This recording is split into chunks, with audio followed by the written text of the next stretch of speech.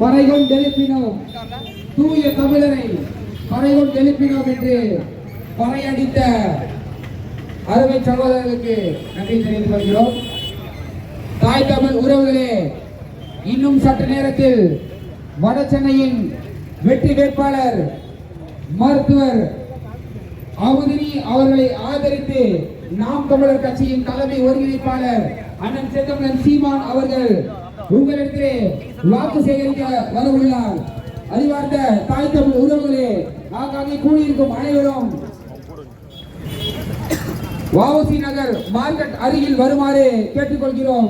அண்ணன் அவர்களின் கருத்தை கேட்டு மைக் சின்னத்திலே வாக்களிக்க வேண்டும் என்று மிகவும் தாழ்மையுடன் கேட்டுக்கொள்கிறோம். இன்னும் சற்று நேரத்தில் நாம் தமிழர் கட்சியின் தலைமை ஒருங்கிணைப்பாளர் அண்ணன் செந்தமிழன் சீமான் அவர்கள் வஉசி நகர் மார்க்கெட் அருகில் வந்து வட சென்னையின் வெற்றி வேட்பாளர் மருத்துவர் அமுதினி அவர்களை ஆதரித்து மைக் சின்னத்திலே வாக்குகளை சேகரிக்க உள்ளார். எனவே ஆங்காங்கே இருக்கும் அனைத்து தாய் தமிழ் உறவுகளும் வஉசி நகர் மார்க்கெட் அருகில் வருமாறு கேட்டுக்கொள்கிறோம்.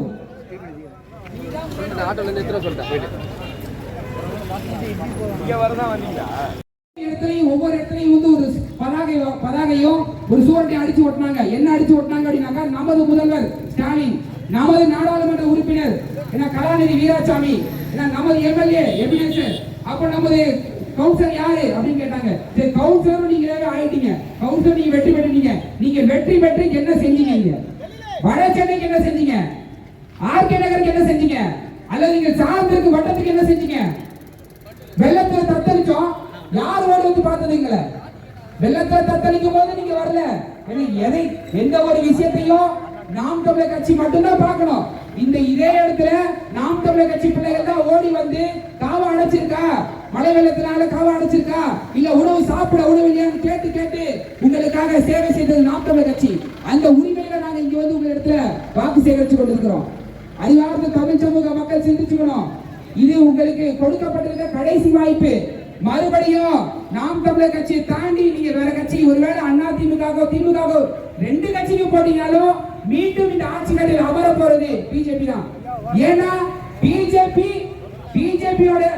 வந்து பாத்தீங்கன்னா அண்ணா திமுக கூட்டணி, திமுக கூட்டணி, மறைமுகமா நேர்முகமாக மறைமுகம் கூட்டணி வைத்திருப்பது அண்ணா திமுக பிஜேபியோட. ஆனா எல்லாம் இங்க என்ன ஒரு ஒரு ஒரு வரவேற்கத்தக்க விஷயம் அப்படின்னா, இவங்க எல்லாருமா சேர்ந்து நாம் தமிழர் கட்சி ஓட்டு கேட்டு இருக்காங்க. இவன் செஞ்ச தப்பு அவனும், அவன் செஞ்ச தப்பு இவனும், இவன் செஞ்ச தப்பு அவனும், மாறி மாறி மாறி உண்மையை சொல்லி நாங்க கேடு கட்டவர்கள், அயோக்கியர்கள் என்று அவங்க உண்மையை ஒத்துக்கிறாங்க. ஒருத்தன் பல்ல காட்டுறான், இன்னொருத்த இதை காட்டுறான், இன்னொருத்த புகைப்படத்தை காட்டுறான். மாறி மாறி மாறி கேடு கட்டத்தனத்தை ஒப்புக்கொண்டு இங்க ஒரே ஒரு கட்சி நேர்மையுமாக நியாயமாக மக்களுக்காக பணி செய்யக்கூடிய கட்சி இருக்குன்னா அது நாம் தமிழர் கட்சின்னு நிரூபிக்கிறாங்க. அப்ப என்ன, எல்லாரும் நாம் தமிழர் கட்சிக்கு ஓட்டு கேட்கிறாங்க. எங்க சின்னதாச்சு ஓட்டு கேட்கிறாங்க. நீங்க பாத்துருப்பீங்க, இந்த மைக்கு சின்ன இல்லாம யார் ஓட்டு கேட்க முடியாது உங்ககிட்ட. அவங்க செய்த தப்ப அவங்களே இந்த ஒளி வாங்கி மூலமா ஒத்துக்கொண்டு நாம் தமிழருக்கு ஓட்டு போட்டுன்னு சொல்றாங்க. நீங்க கேடு கட்ட அயோக்கியர்களுக்கு உங்களுடைய வாக்கா அல்லது மக்களின் மீது நலன் கொண்ட எங்களுக்கு உங்களுடைய வாக்கான்றது நீங்க சிந்திச்சுக்கணும். ஐயா நரேந்திர மோடி அவர்கள் அவங்க ஆட்சி அமைச்ச ஆரம்ப காலகட்டத்தில் வந்து பாத்தீங்கன்னா ஒரு திட்டம் ஒன்று அறிவிச்சாங்க, கிளீன் இந்தியா அப்படின்னு ஒரு திட்டம் ஆரம்பிச்சாங்க. அந்த கிளீன் இந்தியா திட்டத்துல பல கிரிக்கெட் வீரர்கள் இணைந்து குப்பை பெருக்கிறாங்க, பல நடிகர்கள் இணைந்து குப்பை பெருக்கிறாங்க. ஆனா உண்மையில அந்த திட்டம் என்ன அப்படின்னா, கிளீன் இந்தியா என்பது இந்தியாவை மொத்தமாக சுத்தம் செய்வது. எப்படிப்பட்ட சுத்தம் என்றால், அன்பார்ந்த தாய் தமிழ் உறவுகள் நன்றாக புரிந்து கொள்ள வேண்டும். பண மதிப்பீடு என்று ஒரு திட்டத்தை அறிவித்து ஏழை எளிய மக்களின் பாக்கெட்டில் இருந்த பணத்தை எல்லாம் கிளீன் செய்தது கிளீன் இந்தியா. என்ன ஜிஎஸ்டி என்ற வரியை விதித்து சிறு குறு தொழில் முனைவோர்களையும் அவரை சார்ந்திருந்த தொழிலாளர்களையும் கிளீன் செய்தது கிளீன் இந்தியா. கடல் வளத்தை கிளீன் செய்தது சாகர் மலர்ந்த திட்டத்தின் மூலமாக கடல் வளத்தை கிளீன் செய்ய போறாங்க, நில வளத்தை கிளீன் செய்ய போறாங்க, மலை வளத்தை கிளீன் செய்ய போறாங்க, மனித வளத்தை கிளீன் செய்ய போறாங்க. இந்த திட்டம் என்பது நரேந்திர மோடி ஐயா அவரின் திட்டம் என்பது மொத்த இந்தியாவை கிளீன் செய்து சுத்தம் செய்து துடைத்து அயல் நாட்டுகளுக்கு விற்பது என்பதை அறிவார்ந்த மக்கள் புரிந்து கொள்ள வேண்டும். அப்படிப்பட்ட கேடுகட்ட அயோக்கியர்கள் உங்களுடைய வாக்கா இங்க இங்க தொடர்ச்சியா வந்து இப்போ வந்து பிரச்சாரத்துக்கு வந்துட்டு இருக்காரு ஐயா நரேந்திர மோடி அவர்கள். ரோட் ஷோ காட்டுற அளவுக்கு நீங்க வந்து அவ்வளவு என்ன சாதிச்சிட்டீங்க? ரோட் ஷோ நீங்க காட்ட வேண்டாம். மக்களுக்கு என்ன திட்டங்களை செயல்படுத்துறீங்க சொல்லி நீங்க வாக்கு கேட்க முடியுமா உங்களால? என்ன மக்களுக்கான நலத்திட்டம் நீங்க செஞ்சீங்க? நீட் என்ற திட்டத்தை கொண்டு வந்தது பாத்தீங்கன்னா வந்து காங்கிரஸ், அதை ஆதரிச்சு வாக்கு செலுத்தினது திமுக, அதை செயல்படுத்துறது பிஜேபி. எந்த ரெண்டு கட்சிக்குமே மாற்றமே இல்ல. அவர் கொண்டு வருவாரு, இவர் செயல்படுத்துவாரு. இவங்க ஆதரிப்பாங்க, இங்க வந்து எதிர்ப்பாங்க. என்ன நீட் இங்க வந்து பாத்தீங்கன்னா வந்து உங்களுக்கு துண்டறிக்கை கொடுப்பாங்க. அதிமுக திமுக துண்டறிக்கை கொடுக்குறாங்க. அந்த துண்டறிக்கையில பல பல பல உறுப்புகள் வந்து சொல்லியிருக்காங்க. அதுல ஒரு பிரதான உறுப்பு வந்து பாத்தீங்கன்னா அதிமுக ஒரு உறுப்பு உறுதியிருக்காங்க. என்னன்னா வந்து வட சென்னை மக்களுக்கு போராடி எய்ம்ஸ் மருத்துவமனை நாங்கள் பெற்று தருவோம் அப்படின்னு. ஆட கேடு கட்ட ஐயோக்கியங்களா, நீங்க தான் வந்து பல்ல காட்டின அந்த புகைப்படத்தை நீங்களே காட்டுறீங்க மாறி மாறி. என்ன எய்ம்ஸ் மருத்துவமனைக்காக மதுரை நீங்க அடிக்கல் நாட்டீங்க. அந்த அடிக்கல் நாட்டப்பட்ட எய்ம்ஸ் மருத்துவமனையில நீங்க கட்டி தரல.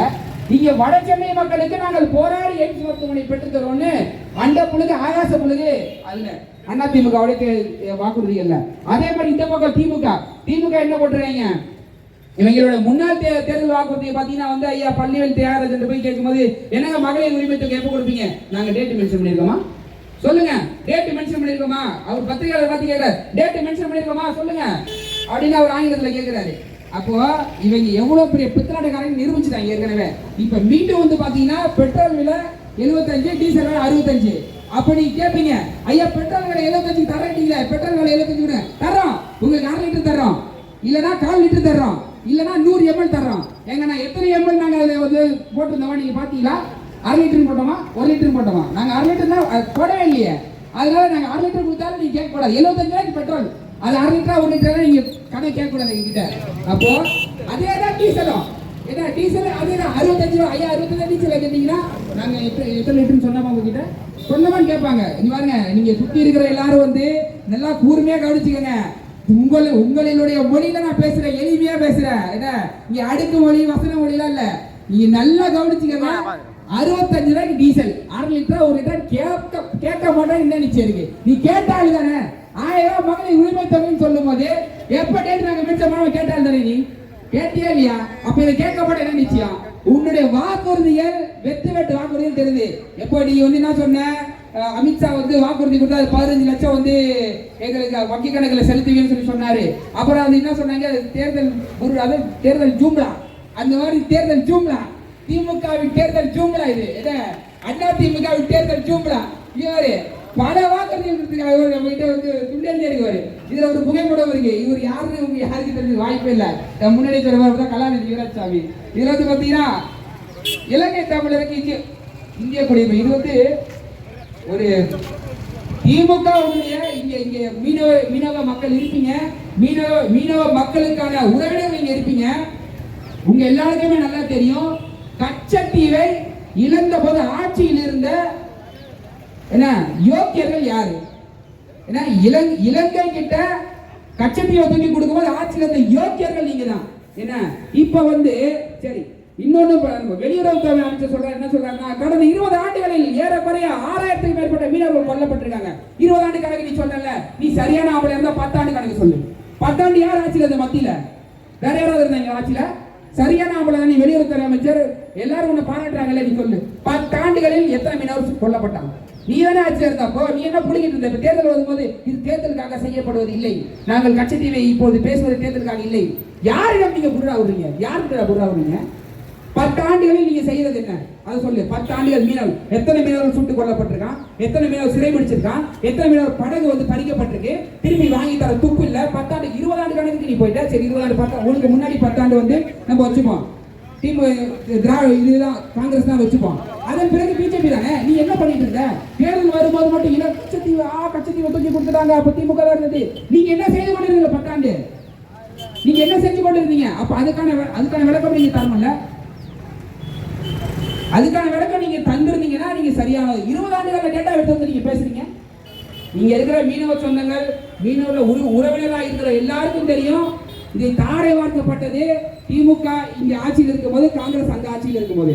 என்ன அதை மீட்டு கொண்டு வர ஒரு திட்டத்தையும் வகுக்காதது அண்ணா திமுகவும் சரி பிஜேபியும் சரி. என்ன இவங்க 4 பேருக்கும் ஒண்ணுமே வித்தியாசம் கிடையாது, ஒரு வித்தியாசமும் கிடையாது. மத்திய இருக்கிறவன் என்ன சொல்றானோ அதை கேட்டுக்கிட்டு ஆடுற ஆளு தான் வந்து திமுகவும் சரி அண்ணா திமுகவும் சரி. என்ன கூட்டணி இல்லை, நாங்கள் எங்களுக்கு கூட்டணி வைக்க அவசியம் இல்லை ஐயா ஸ்டாலின் அவர்கள் சொல்றாரு. நான் என்ன கேட்கிறேன், கூட்டணி வைக்க உங்களுக்கு இல்ல. என்ன உங்க மகன் என்ன கேட்டாரு, உதயநிதி ஸ்டாலின் உங்க அப்பா வீட்டு காசையா கேட்கிறோம் அப்படின்னு கேட்டாரா? கேட்டு 4வது நாள் கேரள இந்தியாவுக்கு போய் எதுக்கு அவர் காலில் விழுந்தாரு? உங்க மகன் உதயநிதி ஸ்டாலின் எதுக்கு போய் காலில் விழுந்தாரு? மறை கூட்டணி வைக்க வேண்டிய தேவை இல்லையா உங்களுக்கு? நீங்க போகவே தேவையில்லையே. எதுக்கு கேரள இந்தியாவுக்கு போய் வாங்க வாங்க வாங்க மோடி வாங்க மோடி எதுக்கு கூட்டிட்டு வந்தீங்க? செஸ் ஒலிம்பியாவுக்கு போய் எதுக்கு கூட்டிட்டு வந்தீங்க? யாருக்கிட்ட அதாவது நீங்க வந்து ஒரே ஒரு விஷயம் சொல்ற பாருங்க, இப்போதைக்கு இருக்கக்கூடிய தொழில்நுட்பங்கள் மட்டும் என்ன 20 ஆண்டுகளுக்கு முன்னாடி இருந்திருந்ததுன்னு வச்சுக்கோங்களேன், சத்தியமா சொல்றேன் திமுக என்கின்ற ஒரு ஆட்சி இங்க வந்திருக்காது. உங்களுடைய வாய் கொழுப்புக்கும் சவடாலுக்கும் வெட்டி பேச்சுக்கும் என்ன எப்பயோ மக்கள் அவங்க தூக்கி எறிஞ்சிருப்பாங்க. இப்போ உங்க மாட்டிக்கிறீங்க என்ன, ஒவ்வொரு வார்த்தையும் சொல்லி மாட்டிக்கிறீங்க. ஓசி பஸ்ன்னு சொல்றது என்ன 1000 ரூபாவா இனிக்குதா? 1000 ரூபாய் மக்களுடைய ஓட்டு வாங்குவது உங்களுக்கு இனிக்குதா? நக்கல் பேச்சு பேசுறது, இந்த பேச்சுக்கெல்லாம் மக்கள் உங்களை எப்பயோ தூக்கி வெளியே துரத்தி விட்டுருப்பானுங்க. இந்த மாதிரி சோசியல் மீடியா அப்போ வளர்ந்துருந்தது அப்படின்னா இப்போ இருக்கிறதுனால வந்து நீங்க வந்து மாட்டிக்கிறீங்க எங்ககிட்ட. ஒவ்வொரு பதிவு எடுத்து போட்டுறாங்க, அதனால நீங்க மாட்டிக்கிறீங்க. இல்லைன்னா வந்து திமுக என்கிற ஒரு ஆட்சியை இல்லாம இருந்திருக்கும். உங்க வாய் கொழுப்புக்கும் வாய் சவடாலுக்கும். அன்பார்ந்த தமிழ் சமூக மக்கள், அறிவார்ந்த உறவுகள் புரிந்து கொள்ள வேண்டும், இது உங்களுக்கு கொடுக்கப்பட்டிருக்க கடைசி வாய்ப்பு. அதுலேயும் குறிப்பா வந்து இஸ்லாமிய சகோதரர்கள் நுட்பமா புரிஞ்சுக்கணும். என்ன இவங்க வந்து பாத்தீங்கன்னா வந்து அந்த கிளீன் இந்தியா திட்டத்துல வந்து பாத்தீங்கன்னா வந்து இதுவும் வருது, எது இஸ்லாமியர்களை கிளீன் செய்யும் திட்டமும் வருது உள்ள. அது உள்ள இந்த குடியுரிமை சட்டங்கள் இதெல்லாம் போட்டு அந்த இஸ்லாமியர்களை கிளீன் செய்யணுன்ற ஒரு திட்டத்தை உள்ள கொண்டு வராங்க. இது உள்ள அது உங்களுக்கு தெரியும். இப்போ சிஐஏ சட்டம் வந்து செயல்படுத்தப்பட்டுச்சு, அடுத்து ஒண்ணுன்னா வரும். ஏன்னா அடுத்து நீ வந்து மாட்டுக்கறி தின்னக்கூடாதுன்னு வரும், உன் உரிமை அதுக்கு சட்டமே போட்டுருவாங்க. மத மாற்று தடை சட்டம் கொண்டு வரேன்னு சொல்ற பாரு. நான் எந்த மதத்தில் இருக்கக்கூடாதுன்றதை முடிவு பண்ணது நீ யாரு? வெங்காயம். உனக்கு என்ன உரிமை இருக்கு? நான் என்ன சாப்பாடு சாப்பிடணும், எந்த மதத்தை சார்ந்து இருக்கணும், என்ன வேலை செய்யணும், என்ன எத்தனை மணிக்கு தூங்கணும், எத்தனை மணிக்கு எந்திரிக்கணும், என்ன பேசணும், எல்லாத்துக்கும் நீ சட்டம் போடுவியா? அது வந்து ஆங்கிலேயர் காலத்திலே வாய்ப்புட்டி சட்டம் வந்து போடப்பட்டது. அப்ப சுதந்திரம் அடையாத இந்தியாலையும் அப்படிதான் இருக்கணும்னாங்க, சுதந்திரம் அடைந்த இந்தியாலையும் அப்படிதான் இருக்கணும்னா இது எப்படிப்பட்ட ஜனநாயகம்? அப்ப அப்படிப்பட்ட கேடுகட்டம் தான் உங்களுடைய வாக்கான நீங்க சிந்திக்கணும். சிந்திச்சு பார்த்து அறிவார்ந்த தமிழ் சமூகத்து மக்கள் என்ன இந்த வாய்ப்பை நீங்க பயன்படுத்தி கொள்ளலன்னா மிக மோசமான நிலைக்கு இந்த நாடு தள்ளப்பட்டுரும். அதுவும் பிஜேபின்ற ஒரு கட்சி மீண்டும் நீங்க ஆட்சிக்கு வந்துருச்சுன்னா, அதுவும் நீங்க திமுக போய் போட்டி வச்சுங்களேன், உறுதியா பிஜேபி ஆட்சி தான் இங்க வரும். என்ன கேட்டானுங்க உங்களுக்கு எல்லா தேர்தலையும் 2019 தொடங்கி இப்போ வரைக்கும் இப்ப கேட்கறது நாங்க அசி களி ஊத்தி கேட்கறது இல்லை. இப்போ என்ன நாம் தமிழருக்கு போட்டாதீங்க பிஜேபி வந்துரும்னு நான் அவங்க வெட்ட வழியா காட்டிட்டாங்க. நாங்க பிஜேபி கூட்டணி அதனால நாங்க சொல்ல மாட்டோம் சொல்லி இப்ப நாங்க களி ஊத்துனதால இப்ப கேட்கறது இல்லை அதை பத்தி. ஏன்னா நீங்க திமுக வாக்கு செலுத்தினீங்கன்னா மீண்டும் பிஜேபி தான் ஆட்சிக்கு வரும். நீங்க பிஜேபி வரக்கூடாது, காங்கிரஸ் வந்துடணும், திமுக நாங்க ஓட்டு போட போறோம், வாய்ப்பே இல்லை. மக்களை காப்பாற்றுவது மிக கடினமாயிடும். அதனால மக்கள் நீங்க வந்து சுதாரிச்சுக்கணும். இதுக்கப்புறமும் வந்து மேலும் இவங்களுக்கு மாத்தி திமுக மாத்தினா அண்ணா திமுக, என்ன பிஜேபி மாத்தினா இந்த பக்கம் காங்கிரஸ், என்ன ஒரு வேறுபாடு இல்லை. மாற்றத்தை முன்னிறுத்தும் நாம் தமிழர் கட்சி பிள்ளைகள், உங்களிலிருந்து வந்த எளிய பிள்ளைகள் பாருங்க, காலை நேற்று இரவுல இருந்து இங்க வேலை செஞ்சுட்டு இருக்கோம். ஏன்னா நான் எங்களை மாதிரி கஞ்ச பயிலுங்க உங்களை நீங்க பார்க்கவே முடியாது, தேர்ந்தெடுக்க கூட முடியாது. ஏன்னா அப்படிப்பட்ட கஞ்ச பயிலுங்க நாங்க எங்களுடைய பணத்தை போட்டு பதாகை அடித்து என்ன கொடி வாங்கி என்ன ஒளிபெருக்கி வைத்து உங்களுக்கு இந்த கருத்தை கொண்டு வந்து சேர்க்கணும்னு நினைக்கிறோம். எப்படிப்பட்ட கஞ்ச பயிலுங்கன்னா மிக மோசமான கஞ்ச பயிலுங்க. நாங்க சேர்த்து வச்ச காசுல செஞ்சிருக்கிறது இதெல்லாம் மக்களுடைய வரி பணத்துல கொள்ளையடிச்சு என்ன மக்களுடைய வாழ்வாதாரத்தை சுரண்டி கொளுத்த பணம் இல்லை. நாங்க சம்பாதிச்சு நாங்க காசு போட்டு செய்த பணம். அப்படி செய்தாதான் நாங்க உங்களுக்கு சேவை செய்ய முடியும். நாங்கள் உங்களுக்கு சேவை செய்வதற்காக காத்திருக்கிறோம். 2016 இருந்து நாங்க உங்களை காதலிச்சுட்டு இருக்கோம். 2016 காதல் தோல்வி என்ன சிக்கல் இல்லை, 2017 மீண்டும் காதல் தோல்வி என்ன. அதாவது நாங்க உங்களை நம்பி நிக்கிறோம், நீங்க எங்களுக்கு வாக்கு செலுத்தல தோல்வி அடைய வைக்கிறீங்க, அதுதான் காதல் தோல்வி சொல்றேன். என்ன 2019 காதல் தோல்வி என்ன 2021 காதல் தோல்வி. ஏன்னா இப்போ 2024 நிக்கிறோம். இந்த காதல் வெற்றி அடைகிறது. இந்த காதல் என்பது மக்களாய் உங்கள் மீது நாங்கள் வைத்திருக்கும் காதல். இந்த காதலை நீங்கள் வெற்றி பெற வைக்க வேண்டும். வெற்றி பெற வைக்கவில்லை என்றால் மீண்டும் காதல் தோல்வி அடைந்தாலும் நாங்கள் கற்சோர் அடையாம மீண்டும் இந்த காலத்தில் நிற்போம். அது அடுத்த கட்டம். ஆனா இப்போ பிஜேபி வந்துடக்கூடாது, காங்கிரஸ் வந்துடக்கூடாதுன்னா நீங்க வாக்கு செலுத்த வேண்டிய ஒரே ஒரு சின்னம் இருக்கு. அதுதான் உங்களுடைய எண்ணம். அது மாற்றத்திற்கான சின்னம், ஒளி வாங்கின்ற சின்னம். நீங்க உங்கள யாராவது ஒருத்தர் நீங்கள் பாராளுமன்ற உறுப்பினராக வேண்டும் என்கிற விருப்பம் இருக்கா அவங்களுக்கு? சட்டமன்ற உறுப்பினராக வேண்டும் என்ற விருப்பம் இருக்கா அவங்களுக்கு? இல்ல கவுன்சிலர் ஆகணும் விருப்பம் இருக்கா அவங்களுக்கு? இல்ல பஞ்சாயத்து தலைவராக விருப்பம் இருக்கா? நீங்க கண்ணை மூடிட்டு வாக்கு செலுத்த வேண்டிய ஒரே ஒரு கட்சி இருக்குன்னா அது நாம் தமிழர் கட்சி தான். உங்களின் குரலாக பாராளுமன்றத்திலும் சட்டமன்றத்திலும் ஓங்கி ஒழிக்க செய்வோம் நாம் தமிழர் பிள்ளைகள். ஏன்னா இந்த ஒளிவாங்கி மூலமாக ஒழிக்க செய்வோம். எனவே இந்த ஒளிவாங்கி சின்னத்தை நீங்க மறக்கவே கூடாது.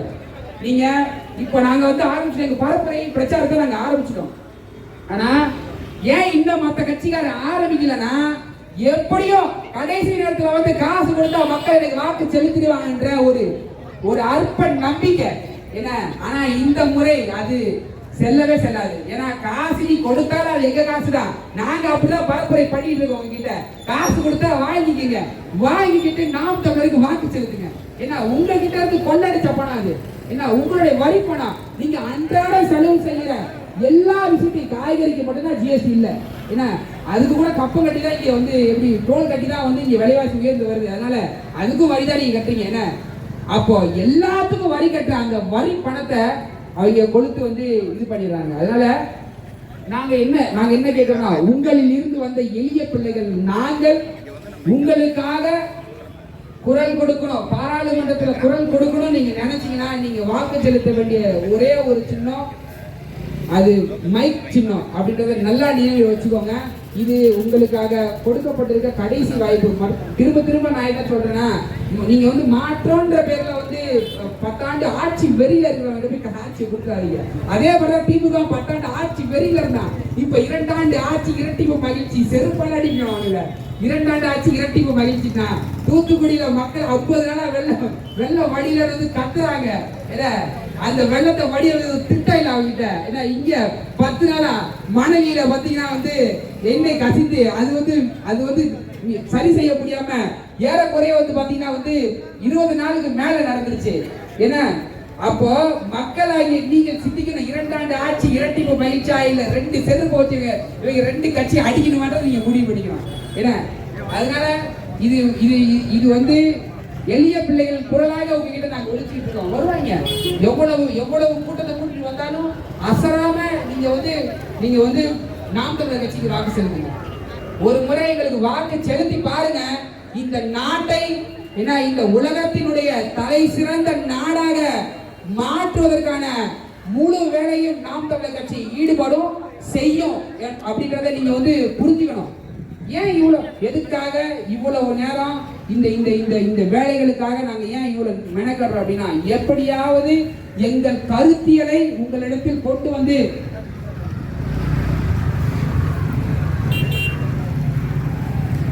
எப்படியாவது எங்க கருத்தியலை உங்ககிட்ட கொண்டு சேர்க்கணும்ன்ற ஒரே ஒரு நோக்கம் தான். அதுக்காக இவ்வளவு பாடுபடுறோம். மக்களாகி நீங்க மீண்டும் யோசிச்சுக்கங்க. வருகின்ற நாடாளுமன்ற தேர்தலில் நீங்கள் வாக்கு செலுத்த வேண்டிய கட்சி நாம் தமிழர் கட்சி.